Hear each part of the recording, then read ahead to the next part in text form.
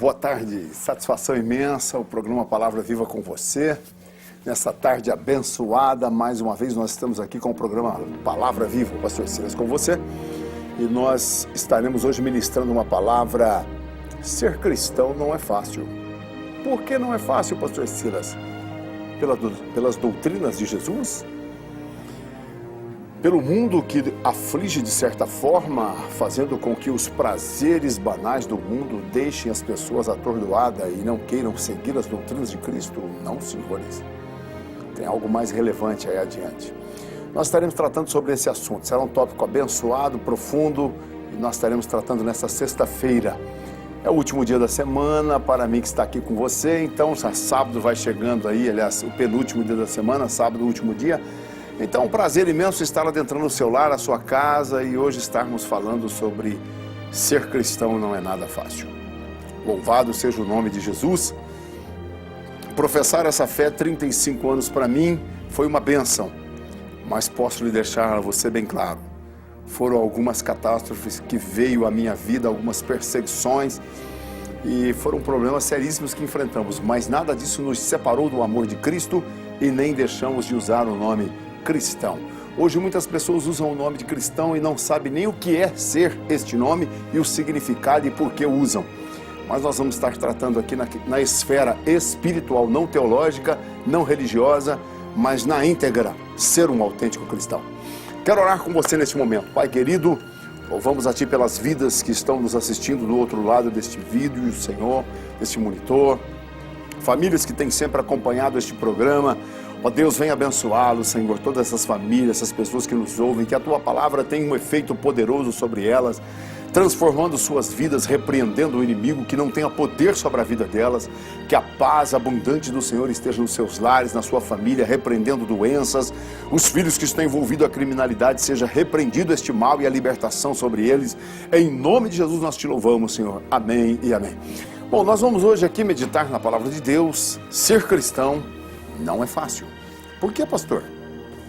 E quem é que disse que ser cristão seria fácil? Então vamos ler um texto que Jesus aqui disse em João, no capítulo 16, e o versículo 1. Tendo-vos dito essas coisas para que em vós não escandalizeis, expulsar-vos-ão das sinagogas, vem mesmo a hora em que qualquer que vos matar, cuidará a fazer estar fazendo um serviço a Deus. Isso vos farão porque não conheceram o Pai nem a mim, mas tendo-vos dito isso, a fim de que, quando chegar aquela hora, vos lembreis de que já vos tinha dito. Eu não vos disse isto desde o princípio, porque estava convosco. Agora vou para aquele que me enviou, e nenhum de vós me pergunta, para onde vais? Antes, porque isto vos tenho dito, e o vosso coração se encheu de tristeza. Todavia vos digo a verdade, que vos convém que eu vá, porque se eu não for, o Consolador não virá a vós, mas quando eu for, vou-lo enviarei. E quando ele vier, convencerá o mundo do pecado, da justiça e do juízo. Do pecado, porque não creram em mim. Da justiça, porque vou para o meu Pai e não me vereis mais. Do juízo, porque já o príncipe deste mundo está julgado. São essas as palavras de Jesus e que deixaram os discípulos atordoados, né? Vamos aqui. Muitas pessoas abandonam a fé em Jesus Cristo. Não creem mais em Deus porque alguém gerou nelas expectativas erradas quando se converteram ao cristianismo, quando entraram numa igreja e conheceram um corpo de Cristo canalha, bandido, deturpador, ladrão, corrupto, arrancando dinheiro das pessoas e prometendo o que nunca Jesus prometeu. Então essas pessoas foram ludibriadas por um mercenário, foram enganadas por um homem, aquilo nunca era o corpo de Cristo, jamais ele aceitaria aquilo. Mas as pessoas foram enganadas. E hoje tem asco dos evangélicos, dos cristãos, porque entrou numa igreja errada. Estava dentro de uma igreja onde as pessoas viam os bens delas, não a alma delas, a vida delas.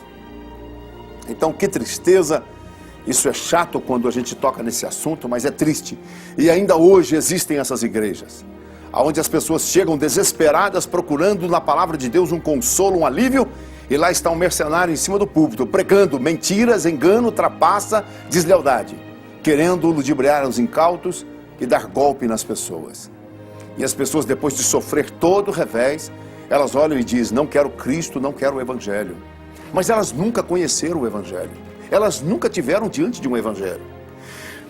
Gandhi diz que ele entrou numa igreja na Inglaterra quando estava estudando direito, e ao ver e olhar o comportamento do povo que se dizia ser cristão, saiu dali escandalizado e disse: jamais eu quero ser um cristão. Cristo é uma excelente pessoa, mas os cristãos são péssimos. Que escândalo, que miséria. Gandhi tem isso na sua biografia. Triste isso. E talvez você aqui dentro dessa pacata paraíso, nessa cidade onde está você ouvindo este evangelho, você tem se chocado com isso. Eu não concordo com alguns tipos de pessoas que estão dentro de nossa comunidade. São pessoas ilhadas, são pessoas fechadas, são pessoas que quando vê uma pessoa no pecado, no erro, elas fecham a cara, não cumprimentam. Isso é um agravante contra o reino de Deus. Porque Jesus, ele esteve atrás das pessoas doentes, atrás das pessoas pecaminosas. O lixo e a escória judaica eram os cobradores de impostos. Jesus apertava a mão deles e comiam com eles, porque eles necessitavam de Jesus nas suas vidas. Esse cristianismo que faz acepção de pessoas, esse evangelho que faz acepção de pessoas, não é de Deus. Deus não está nele, de forma alguma. Bom, há um evangelho cujo lema é os seus problemas serem destruídos e acabados. Venha para esse evangelho, dizem alguns mercenários. De vez em quando você encontra uma faixa lá diante da igreja: pare de sofrer, venha para Jesus. Isso é uma mentira, isso é uma miséria. Jesus nunca prometeu sanar as dificuldades da nossa vida e tirar os problemas de nossas vidas. Jesus, ele veio para nos salvar após esta vida, nos levar para o regaço dele. A promessa de Jesus nunca foi desses mercenários. Uma das grandes propostas de Jesus foi exatamente: em mim tenhas paz.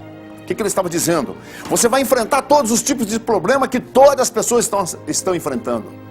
Os satanistas estão enfrentando, os ateus estão enfrentando, os que adoram a Deus enfrentarão, todos enfrentarão os problemas sociais que existem, os problemas na questão do mundo secular, os problemas dos fenômenos naturais, as causas das enfermidades, pestes e pestilências. Todos nós enfrentaremos tudo isso. Mas então o que adianta ser um cristão, pastor? Após esta vida, meu filho. O que Jesus prometeu com toda sinceridade é a salvação de nossas almas na eternidade. Mas ele curou enfermos, ele pode curar hoje? Pode. Esses dias um senhor esteve na nossa comunidade, até nem falei com ele, mas foi curado aqui do câncer através do programa na televisão. E Jesus prometeu o quê? Curar as pessoas, mas não prometeu curar todas. Ele prometeu ressuscitar mortos, ressuscitou. Ele prometeu fazer o bem e abençoar as pessoas, prosperar as pessoas. Mas isso não é propaganda para se fazer do reino de Deus na terra. Pelo contrário, Jesus bateu de frente com aqueles que tinham suas riquezas. Ele disse: onde estiver o vosso tesouro, está o seu coração. Jesus bateu de frente com as posses e bens terrenos, onde as pessoas colocam um marco e diz que eles são salvos, abençoados por Deus, por estarem assim. Jesus, um certo dia passando, quando viu um garoto enfermo, estava moribundo, ele aleijado, eles já perguntaram para ele, porque a religião deturpa as verdades de Deus. Perguntaram: Senhor, quem pecou? Foi ele, seus pais? Jesus disse: não, ele nasceu assim para a glória do Pai, e eu vou curá-lo aqui agora. Então, as enfermidades e moléstias que o demônio coloca na vida das pessoas, elas podem ser sanadas, mas alguns não. Porque Jesus não prometeu isso. Peraí, meu filho, então seria fácil uma conversão nacional. Eu aceito Jesus, uma conversão global, aliás, né? Não só nacional, global. Eu aceito a Cristo, acabou, não tem mais. Aí as pessoas vão falar: não, eu quero ser dessa religião também. E Jesus não é religião, Jesus é fé. O que é que Jesus prometeu através da fé do seu evangelho?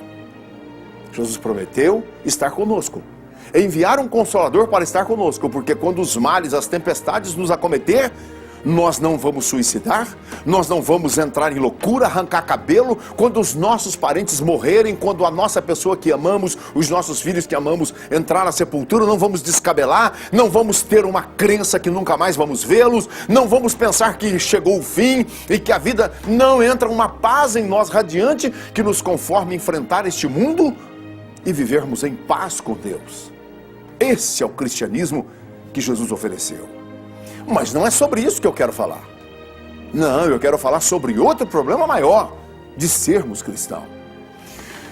Olha, esta mensagem, ela deturpa os autênticos cristãos. Quando você vê pessoas fazendo propagandas somente das bênçãos. A palavra bênção significa livre de maldição. E uma pessoa que recebe Jesus como Salvador, ele está livre de maldições. Ninguém disse que seria fácil ser um autêntico cristão.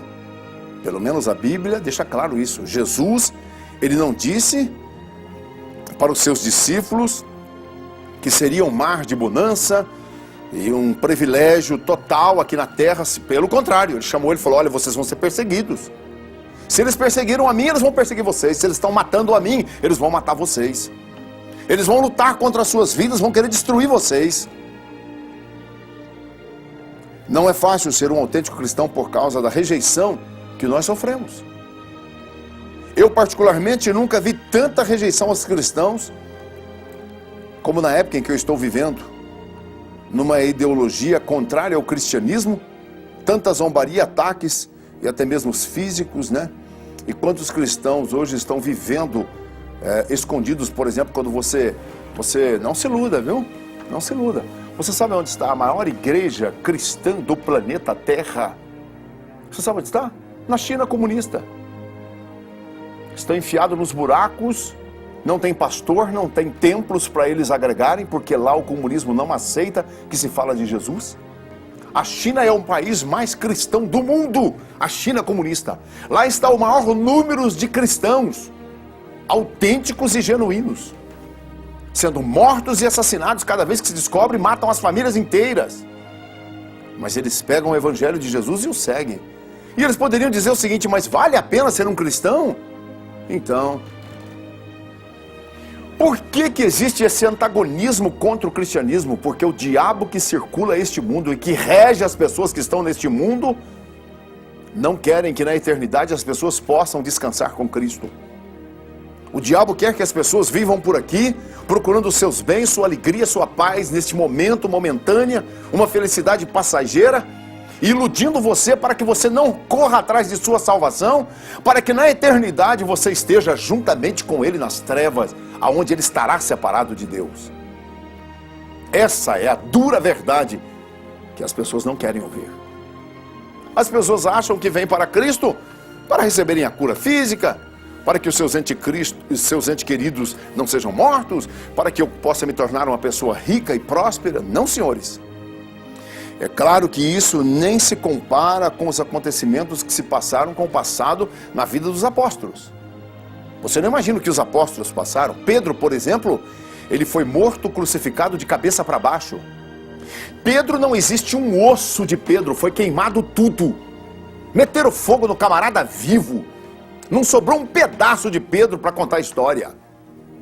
Não sei onde alguém arruma um pedaço de osso de Pedro, né, para mostrar para o povo, dizer, olha, tem um pedacinho de osso aqui.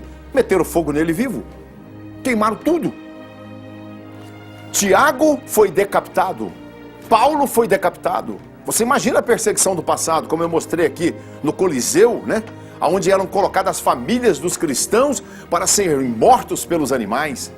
Colocavam peles de animais e soltavam a pessoa pelo mato e soltavam os cachorros selvagens atrás para matá-los, para devorá-los. Não foi fácil, esquartejados, amarravam 4 animais e puxavam.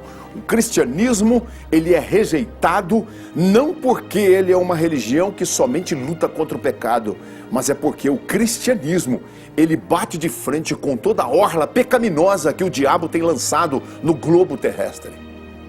O cristianismo luta ferozmente contra o pecado. Esses dias uma pessoa me perguntou, pastor, o senhor é contra os atos do homossexual? Ou das lésbicas? Eu disse, negativo.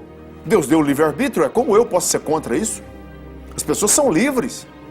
O adúltero, o afeminado, as pessoas são livres, elas têm a escolha delas. Como posso eu querer bater de frente com isso?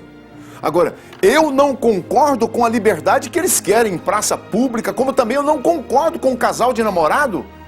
Eu estar no estabelecimento e um casal de namorados se agarrando, beijando perto de mim, dos meus filhos, dos meus netos. Eu acho que isso é uma coisa particular para as pessoas fazerem no seu particular. Eles o façam. É livre, as pessoas são livres. Eu não teria coragem de ficar em departamentos públicos, beijando a minha esposa, agarrando, engolindo a língua dela. Eu acho que isso é uma coisa pessoal, para os dois. Tá certo? Agora, ser contra, rejeitar um homossexual, uma lésbica, um ladrão, um assassino, um traficante, de forma alguma. Deus deu livre-arbítrio. Ora, se ele deu livre-arbítrio, então eu tenho que brigar com Deus, ué. Eu não tenho que brigar com o ser humano. Então Deus, ele deu às pessoas o direito delas viverem da forma que quiser. Por isso ele deu uma vida para cada um. Cuide da sua, porque eu estou cuidando da minha. Essa é a dura realidade, filho. Agora, nós temos que entender que o cristianismo, de certa forma, ele é rejeitado porque ele prega contra as indecências do ser humano, os pecados que os seres humanos cometem, as atrocidades e arbitrariedades que eles agem diante de Deus, principalmente contra aqueles que se dizem ser do lado de Deus e estão trabalhando contra o próprio Deus. Isso é terrível. Porque a maior desgraça do evangelho é quando as pessoas estão atrás de um evangelho, dizendo que aquele evangelho é de Deus, mas fazendo tudo errado. Olha, por exemplo, eu sou goiano. Eu nasci no estado do Goiás. Você sabia que o estado do Goiás é o estado mais evangelizado desse país? Você sabia disso? Você sabia que em Anápolis, onde estão os nossos caças que batem a ronda do nosso país, muitos brigadeiros são até pastores, são evangélicos ali, são pessoas que servem a Deus. Anápolis é uma cidade mais evangélica do Brasil, praticamente. Eu tenho parentes lá, moram lá.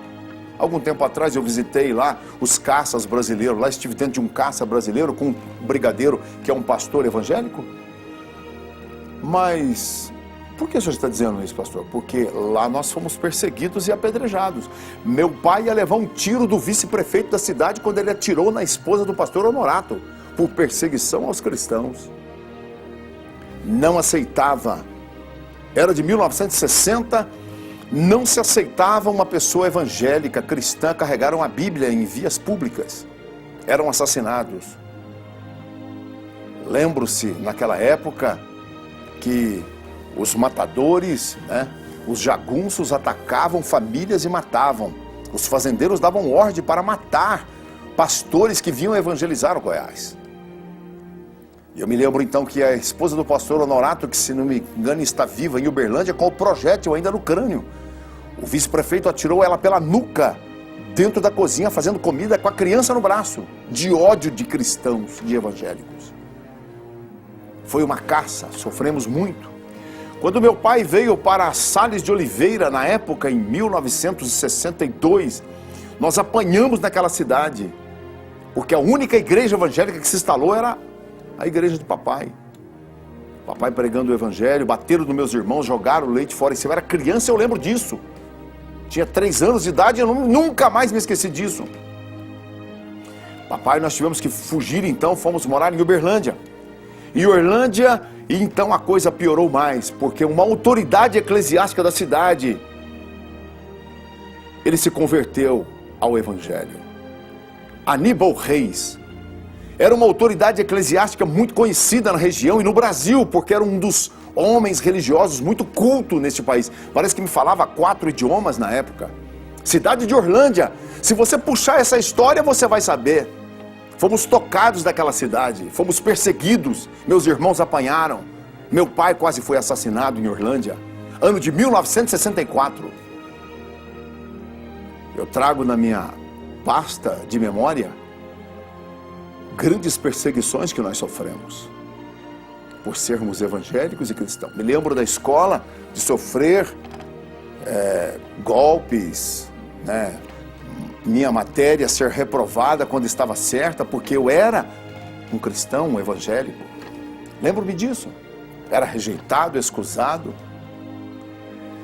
Bom, o mais interessante que eu quero nesta mensagem hoje deixar para você, o que faz uma pessoa continuar lutando por aquilo que os seres humanos rejeitam? O que é que faz? Então, na minha pessoa, eu ontem, aos 14 anos, abandonei a igreja, não foi por causa das perseguições. Foi porque dentro da igreja eu comecei a ver, esqueci de olhar para Jesus e comecei a olhar para pessoas que eles olhavam o meu trajeto, a roupa que eu vestia. Eu não podia jogar uma bola. Então o cristianismo foi deturpado na trajetória do cristianismo. Você imagina um garoto não poder brincar com uma bola? Olha, isso não é cristianismo, isso é coisa do demônio, isso é coisa do diabo. Olha, eu vou ser sincero para você, eu não torço para nenhum time. Eu não tenho nenhum time que eu sou afeiçoado, eu não sou uma pessoa que... Mas não é por causa da minha fé, da minha religião. Eu acho que é o seguinte, principalmente hoje, que esses camaradas ganham uma fortuna para jogar, eles que joguem lá e ganhem, caramba. Eu não preciso torcer, para pegar meu coração e ficar torcendo, quase me dar infarto. Agora sim, quando a minha pátria está em jogo, né? A minha seleção brasileira está jogando, os meus atletas brasileiros estão representando a minha pátria, sim, eu quero que eles ganhem. Eu desejo, não torcer, eu não vou torcer, porque eu não vou ficar aqui dando infarto também. Eles ganham muito bem para isso, ué. Então devem se preparar muito bem para serem campeões mesmo, né? Então, como disse Paulo, o exercício corporal para pouco se aproveita. Então, se isso é um esporte, está enfiado nele hoje uma riqueza profunda, né? E ainda corrupções terríveis no meio disso, então eu acho que isso totalmente não é esporte. Existe atrás disso algo que nós precisamos pensar com carinho e afeto para que nós não possamos gastar o nosso tempo em vão quando que a coisa está trilhando por outro caminho. Mas não é esse lado que eu também quero entrar. Mas eu quero te deixar claro que o cristianismo, olha, não aceitar que uma mulher possa cortar o cabelo, pôr uma joia. Olha, que isso, meu irmão? Onde você acha isso na Bíblia? A Bíblia fala de exageros. Você não vai acreditar o que eu vou dizer aqui agora para você. Você não vai acreditar. Talvez você tenha falado, nossa, eu tenho tanta afeição pelo pastor Silas. Agora eu descobri que o pastor Silas, ele concorda que mulheres cortam cabelos. Claro que eu concordo, filho. Claro que eu concordo. Olha, meu irmão, vou ser sincero. Eu quero um mulherão para mim, filho. Minha mulher tem que ser um mulherão para mim, filho. Para mim não ficar olhando de nenhum outro. E nenhuma outra. Então eu cuido muito bem dela, filho. Cuide da pelinha dela, do queixinho dela, dos olhinhos dela, do bracinho dela. Cuide de tudo, filho. Porque ela é minha fofa. Então, meu irmão, é o seguinte, preste bem atenção, filho. Olhe, preste bem atenção. É interessante que você entenda isso, filho. Deus, Ele ama quando nós cuidamos do nosso corpo. Deus, Ele ama quando nós tratamos bem o nosso corpo. Porque isso aqui é um templo, filho. Isso aqui é um templo para que Deus possa habitar. Quando o Senhor Jesus Cristo chamou a atenção dos discípulos sobre a perseguição, o Senhor Jesus Cristo estava deixando claro o seguinte, olha, não façam exageros, porque vocês vão ser perseguidos e vocês não estão sendo perseguidos porque me amam. Vocês estão sendo perseguidos porque vocês estão fazendo coisas erradas. Eu vou ser sincero, eu luto para que os vizinhos do nosso templo ali, que agregam ali, não fiquem perturbados, né? Não fiquem perturbados com o nosso som, com o nosso barulho ali dentro. Não pode, eu não posso perturbar eles, eu não posso perturbar meus vizinhos. Olha, eu tenho que estar ali dentro com o meu som ambiente, eu tenho que estar ali lutando para que o barulho fique ali dentro, porque é nós que estamos ali congregando. Eu me preocupo com o ouvido das crianças para que não sejam perturbados, porque na realidade, isso aqui não é coisa de doido, isso aqui não é coisa de maluco, de louco, gente. O Evangelho é algo que ele veio para aprimorar o ser humano e valorizar o ser humano, e enaltecer a vida do ser humano. E abençoar cada um de nós. Então, se está havendo algum revanche contra a minha vida, porque está um barulho exagerado na nossa comunidade, então está errado, nós não estamos sendo perseguidos por causa de Cristo. Estamos perseguidos porque nós estamos errados diante das leis dos homens. Então nós temos que ter decência, nós temos que ter condescências, porque na realidade, filho, nós devemos ser perseguidos porque nós pregamos a verdade. Perturbem-se os moradores da terra com as verdades que nós pregamos. Eles fiquem perturbados com as verdades que nós falamos. Porque hoje nós estamos numa época em que se você falar uma verdade para uma pessoa, ela diz que você é sem educação, grosso, mal educado, só porque você disse uma verdade para ela. Diz que você está ameaçando ela, está ameaçando ele. Ora, que isso, meu irmão? Nós temos que aprender a ouvir as verdades. Eu gosto de ouvir verdades. E pronto. Detesto ser enganado, trapaceado, pessoa ser de dupla personalidade comigo. Detesto isso, isso é muito chato. Isso é muito chato. Então o Evangelho, Jesus deixou bem claro, se vocês vão me representar, se vocês vão falar do meu Evangelho, preparem-se para vocês serem perseguidos. Não vão deixar vocês entrarem nas sinagogas. Claro que Jesus estava falando no mundo judaico. Vocês vão visitar as sinagogas dele? Meu filho, eles vão partir para cima de vocês, filho. E não deu outra. Tudo isso começou a acontecer e muitos se escandalizaram. Muitos se escandalizaram. Eu não sei se você já leu um livro chamado... Fugiu o nome agora. Esse livro é de o pastor Richard Humber, Torturados por Amor a Cristo. Você não tem noção quando, por exemplo, a Rússia na Revolução de Bolchevique, tomou aqueles países vizinhos e que implantou o comunismo naquela região. Parece que foram 73 anos de comunismo na Rússia. E uma das cidades que foi tomada, por exemplo, ali, tomaram, né, Bósnia, Tchecoslováquia, Praga, Romênia. O pastor Richard era romeno. Ele tem o seu livro. Me parece que na escola Clóvis Salgado tem esse livro. Tem esse livro lá. E o pastor Richard escreveu esse livro. É ele o autor desse livro. Eu conheci ele pessoalmente lá em São Paulo, né? E vi as profundas marcas das prisões celulares do mundo comunista. As torturas que eles usavam. E uma das maiores torturas que ele questionava era o seguinte: era eles numa prisão celular, onde os soldados usavam sapatos de borracha, e a lavagem cerebral, um alto-falante dia e noite falando: Deus não existe, o comunismo é que é bom. Deus não existe, o comunismo é que é bom. O pastor Richard disse que foi uma tortura. O pastor Richard, quando nós encontramos ele em São Paulo, no Vale do Engabaú, ele ainda disse o seguinte: eu, depois de 10 anos fora da prisão comunista, eu não consigo ver outra cor a não ser o cinza, porque as celas eram cinza. Toda cor que eu vejo, 14 anos preso sem ver o sol. Como pode um ser humano sobreviver dessa forma? Está lá o livro, Torturados por Amor a Cristo. Se você ler esse livro, você vai olhar e dizer o seguinte: que vale a pena ser um cristão, passar por todos esses flagelos? Então, filho, que vale você estar vivendo nessa vida de luxúria? Que vale você estar vivendo nessa vida de sexualidade desregrada? O que é que vale você viver neste mundo com todos os prazeres que você tem, mas você tem uma mente perturbada consigo mesmo, que ela mesmo te declara que na eternidade você estará sem Deus? Que a palavra morte no original significa separação. Quando Eva desobedeceu ao Senhor, o Senhor disse: estou separando de vocês. O que adianta nós estarmos num curso nessa vida, fazendo tudo que nós achamos que é bom e agradável a esse templo? Porque tem uma coisa, né, gente? Não se assuste que eu vou te dizer aqui. O que vai de gente para o inferno por ser glutão, não foi por prostituição, não foi por adultério, não foi por ser ateu, não foi para blasfemar contra Deus, o Espírito Santo ou coisa assim, não foi para viver no pecado da orgia, da droga, da bebida, da cachaça, da mentira, do engano. Não foi por isso. Vão ao inferno porque foram glutão. O Deus deles era o Deus do ventre, era comida. Vive para comer.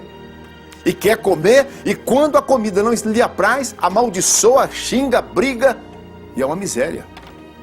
O Deus dele é o Deus do ventre, como disse Paulo. O que vai de pessoas para o inferno e que estão dentro de igrejas evangélicas. Olha, o povo evangélico, vou ser sincero, esse povo precisa fechar a boca, meu irmão, aprender. O que existe de povos evangélicos glutão, quase morrendo de comer. Pare com isso, rapaz, isso é coisa do capeta, do diabo. Comida foi feito para que nos satisfizesse de uma forma de nutrir, para que sejamos pessoas saudáveis. Agora você está aí, um camarada, vai num rodízio de pizza, escolhe justamente ir no dia de rodízio de pizza, para você comer lá 3, 4 pizzas. Cria juízo nessa cabeça, rapaz. Vá se converter, meu filho. Rodízio de pizza, você tem que ir para você comer vários sabores que você quer e não comer um monte de pizza, empanturrar e até passar mal. Isso é cultuar o ventre. É isso aí, cara. E quantos irão ao inferno por isso? Então veja bem, meu filho. A rejeição contra a fé cristã está aumentando neste momento que nós estamos vivendo. Por quê? Porque nós estamos vivendo os dias de Laodiceia. Outra coisa eu quero te alertar, nós estamos fazendo um estudo domingo de manhã e eu estou ensinando ali sobre o livro do Apocalipse, a nossa comunidade.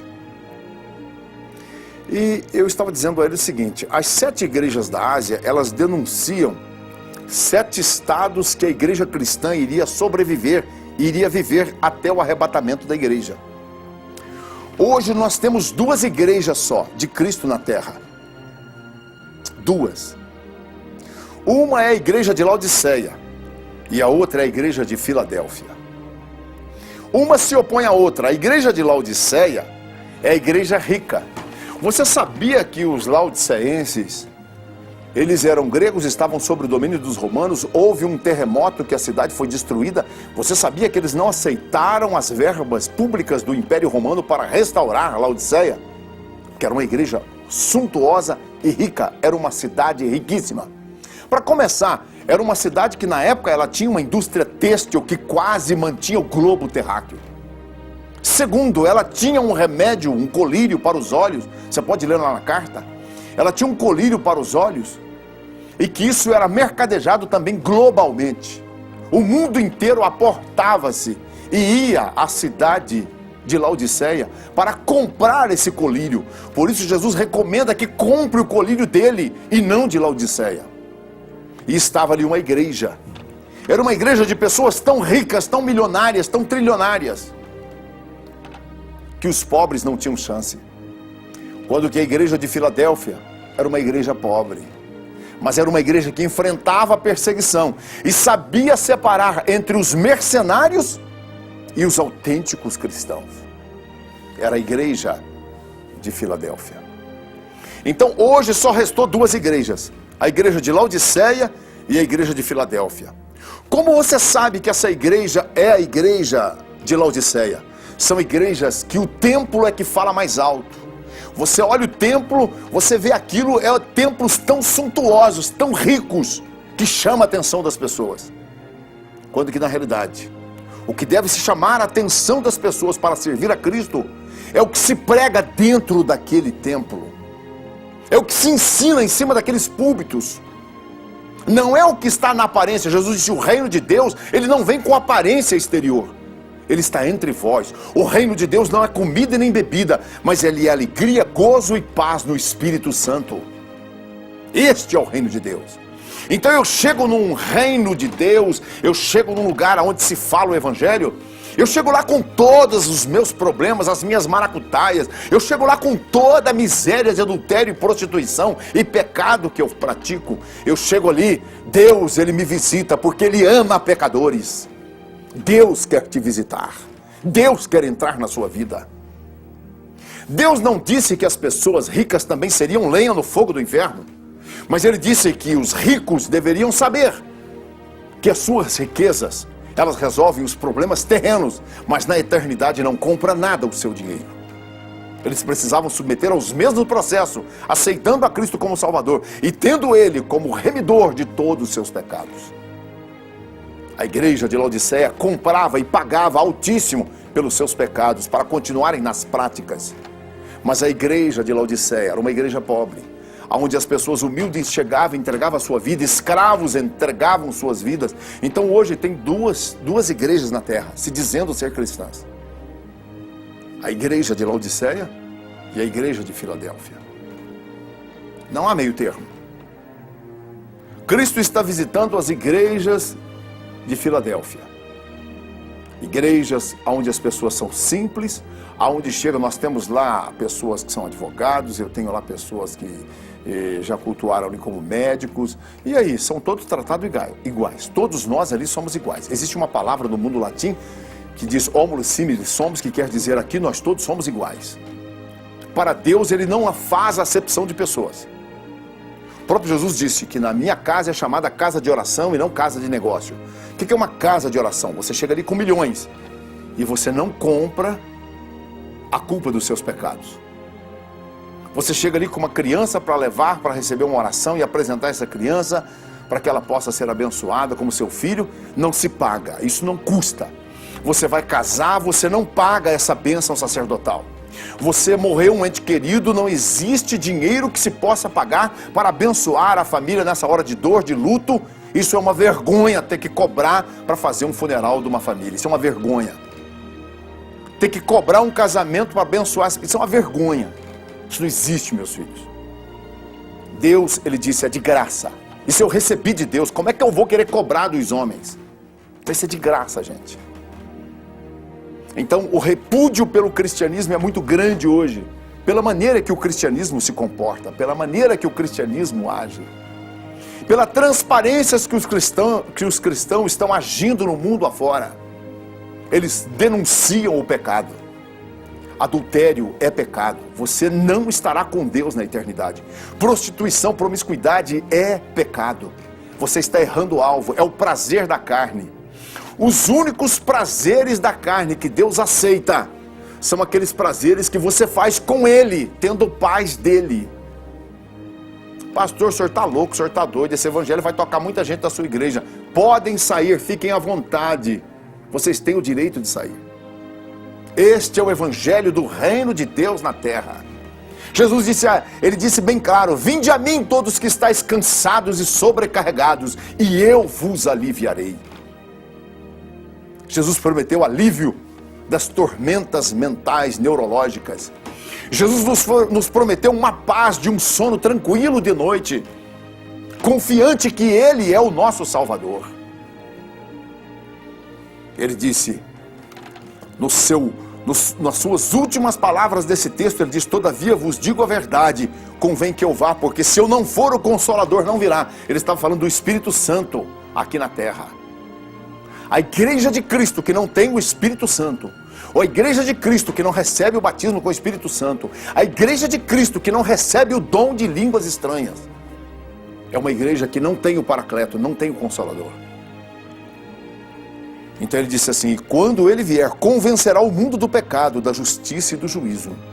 Aquele ladrão da cruz, quando ele resolve procurar Jesus, porque você lê no Evangelho de Mateus, ele estava também descendo o pau em Jesus. No Evangelho de Mateus ele estava falando mal de Jesus, zombando também. De repente ele cai em si. O que acontece? Ele é convencido, sua mente vê o inferno. Ele vê que o que ele está sofrendo, a morte da crucificação, não era o final. Existia uma vida após a morte. Ele lembrou-se disso. Ele olhou e deparou isso e disse: Jesus, lembra-te de mim quando entrares no teu reino. Jesus disse: hoje estarás comigo. Que coisa maravilhosa, uma pessoa conseguir enxergar isso. Somente a revelação da palavra de Deus pode fazer isso. Deus não disse que se você, olha, por favor, né? Quando Jesus disse, olha, vende o que tem, dá aos pobres e me segue, essa doutrina foi para aquele homem. Ela pode ser para você, talvez para mim não. Eu ter que dar os meus bens para mim dizer que eu sou uma pessoa que eu sirvo a Deus. Não, não é isso que ele quis dizer. Ele quis dizer para aquele moço que o coração dele estava tão impregnado às riquezas que ele nunca seguiria Jesus esquecendo delas. Foi isso que Jesus fez. Então, meu filho, essa última palavra que o Senhor disse assim: da justiça, porque eu vou para o meu Pai. Deus é um Pai justo. Do pecado, porque não creram em mim. As pessoas não creem em Jesus que diz essas verdades. As pessoas querem um Jesus que dê para eles riqueza, saúde, e aí vamos para o carnaval, prostituir, beber cachaça, pôr para moer, 3 dias de felicidade, eu quero escambalear minha carne. Então, filho, isso aí tem um resultado catastrófico. Que Deus te guarde, que Deus te dê graça. Hoje, culto de libertação, estarei te esperando lá. Lembre-se que nossos programas sempre vão ao ar ao vivo este horário, né? Até as 10 para 6, 10 para 5, às 10 para 6. E depois nós vamos numa reprise e depois jogo aberto. Sempre nos assistam, um prazer imenso, que Deus te abençoe. Quero orar, que vai ficar um clipe aí do hinário abençoado, um louvor que eu gosto de cantar na harpa, muito abençoado. Que Deus te abençoe, Jesus amado, que essas vidas sejam alcançadas, que o teu evangelho tenha poder sobre essas vidas, que sejam salvos. Em nome de Jesus, obrigado por tudo que nós temos enfrentado. Te louvamos, ó Pai, porque o que o Senhor passou, nada tem a ver com o que nós estamos passando. Mas nós te louvamos, ainda que o Senhor nos mate, nós cremos no Senhor, aleluia e glória para sempre, amém. Que Deus te abençoe, um bom final de semana, um abraço do pastor Silas, Deus te abençoe, tchau, tchau.